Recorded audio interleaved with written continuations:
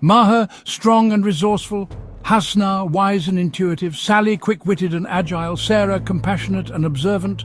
4 friends, their lives intertwined, found themselves thrust into an extraordinary predicament. What began as a joyous camping trip amidst towering redwoods transformed into a desperate fight for survival. Laughter echoed through the ancient forest as they shared stories around the crackling campfire. The air, thick with the scent of pine and damp earth, vibrated with their youthful energy. But as twilight deepened, a low rumble shook the ground beneath them. Suddenly the earth split open, swallowing their campsite whole. When they regained their senses, the friends found themselves in a cavern, the air heavy and still. Above, the opening through which they fell was nothing but a distant glimmer. Panic surged, threatening to consume them. "We're trapped!" Sarah cried, her voice trembling. Despair threatened to engulf them. Days turned into nights, each hour an agonizing stretch of uncertainty. Hunger gnawed at their bellies, thirst parched their throats. Hope, like a flickering candle, seemed destined to be snuffed out. It was Hasna, her eyes reflecting an inner strength, who broke the silence. "There's a presence here," she whispered, her gaze fixed on a shimmering mist in the cavern's corner. "A guide. We must trust it." Trust what? We can't even see where we're going. "Our eyes deceive us." Hasna countered, stepping towards the ethereal glow. "This guide, it speaks to my heart. It whispers of trials and triumphs, of a path back to our world." "Trials? We're in enough trouble already." But Sarah, sensing the truth in Hasna's words, placed a comforting hand on Sally's arm. "We have to try." With a collective deep breath, they plunged into the unknown. The mist yielded to a breathtaking vista. Before them stretched a chasm of dizzying depth, spanned by a rickety rope bridge swaying precariously in the wind. The roar of unseen water far below sent shivers down their spines. "No way. I can't. I won't." Maher, ever fearless, surprised them all. His usual bravado was gone, replaced by a raw terror that mirrored their own. The bridge represented not just a physical challenge, but a confrontation with their deepest fears. It was Hasna who stepped forward, her hand outstretched. "Fear is a liar, Maher. It whispers of impossibilities when courage waits within." Her words struck a chord. Maher, drawing strength from her unwavering gaze, slowly took her hand. Together, their fingers intertwined, they took the first tentative steps onto the bridge.